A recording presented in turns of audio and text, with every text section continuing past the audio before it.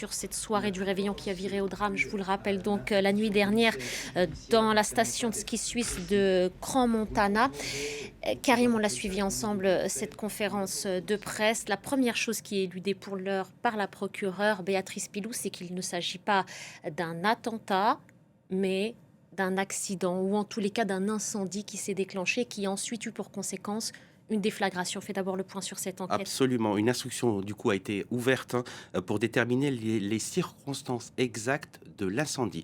Alors, on peut imaginer que la procureure, en tout cas le parquet général, a décidé que ce n'était pas un attentat parce qu'il avait des éléments probants. Les éléments probants dont il dispose, c'est que d'après les premiers éléments de l'enquête, c'est un incendie qui aurait causé une déflagration. Donc, ce serait en deuxième temps l'explosion et la déflagration. L'incendie, pour l'instant, reste à déterminer son origine. Mais pour le moment, la procureure a exclu un attentat, un acte criminel volontaire. Ça, c'est la première information dont nous disposons.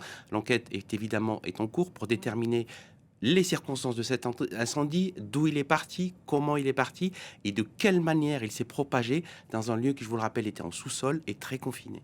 Et l'enquête débute à peine, on l'a bien compris, interrogé notamment sur le dispositif de sécurité de cet établissement, le bar Le Constellation, à savoir si les normes étaient respectées et en vigueur. Pour l'heure, la procureure émet des réserves et explique que l'enquête ne fait que débuter, qu'il va Voilà. falloir attendre. Exactement. Pour que l'enquête puisse avoir lieu, techniquement, c'est la police scientifique qui va être sur les lieux et la gendarmerie.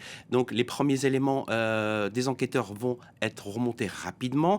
La priorité, elle l'a rappelé la procureure, c'est l'identification des corps, notamment parce qu'il faut penser aux victimes. Et pas de bilan précis d'ailleurs, Karim, pour l'heure. Absolument. Aucun Nous sommes chiffre sur n'est des annoncé. dizaines de personnes qui seraient disparues. Une centaine de blessés aussi. Une centaine de blessés dont évacués certains graves. dans les hôpitaux de la région. Les victimes sont toujours en cours d'identification. Ça, c'est le premier travail de la police qui va être important, effectivement, pour identifier les personnes qui étaient là. C'est une station de ski internationale, donc on peut imaginer également qu'il y ait des personnes de nationalité étrangère. Et il y aura d'ailleurs un volet international à l'enquête, ça a été précisé. Absolument, et je peux aller plus loin en vous disant que nous apprenons que le consulat de France est en contact avec les autorités valaisannes pour déterminer très probablement s'il y aurait des Français qui sont concernés, blessés ou victimes de cet attentat. Donc la première priorité, les victimes, l'identification des corps, la mise à l'abri.